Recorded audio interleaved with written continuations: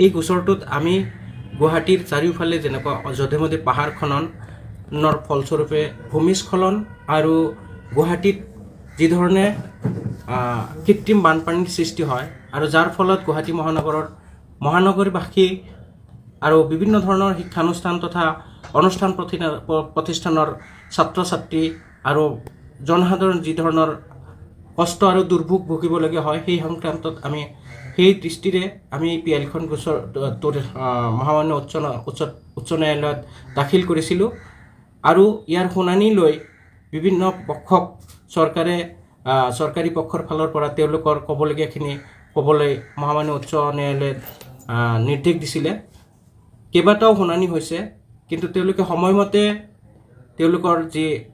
Affidavit সেইটো দাখিল কৰিব নোৱাৰাৰ কাৰণে মাজত এবাৰ বিভিন্ন বিভাগক তেওঁলোকে জৰিমনাও বিহিছিলে মহামান্য উচ্চ ন্যায়ালয়ে। তাৰপিছত ডিজাষ্টাৰ মেনেজমেণ্টে এফিডেভিট দাখিল কৰিলে, কিন্তু ফৰেষ্ট ডিপাৰ্টমেণ্ট আৰু অন্যান্য বিভাগে এফিডেভিট দাখিল নকৰাৰ কাৰণে যোৱা 5 তাৰিখে যি ধৰণৰ গুৱাহাটীত কৃত্ৰিম বানপানীৰ সৃষ্টি হ'ল সেই সম্পৰ্কে গুৱাহাটী হাইকোৰ্টৰ বাৰ এছ'চিয়েশ্যনৰ মাননীয় সভাপতি কেয়ান চৌধুৰী সাহেবে আমাৰ উচ্চ ন্যায়ালয়ৰ মুখ্য ন্যায়াধীশৰ দৃষ্টিগোচৰ কৰোঁতে আমাৰ এই কেছটো যোৱাকালি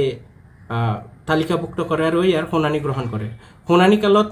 অসম চৰকাৰৰ মহাধিবক্তা ডাঙৰীয়াৰ ফালৰ পৰা চৰকাৰী পক্ষই কি ধৰণৰ কাম কাজ কৰি আছে এই সম্পৰ্কে কৃত্ৰিম বানপানী ৰোধৰ কাৰণে বা পাহাৰ খননৰ বিৰুদ্ধে এই সম্পৰ্কে শুনে আৰু অহা 19 তাৰিখে বিস্তাৰিত প্ৰতিবেদন দাখিল কৰাৰ কাৰণে প্ৰতিটো বিভাগক নিৰ্দেশ দিয়ে।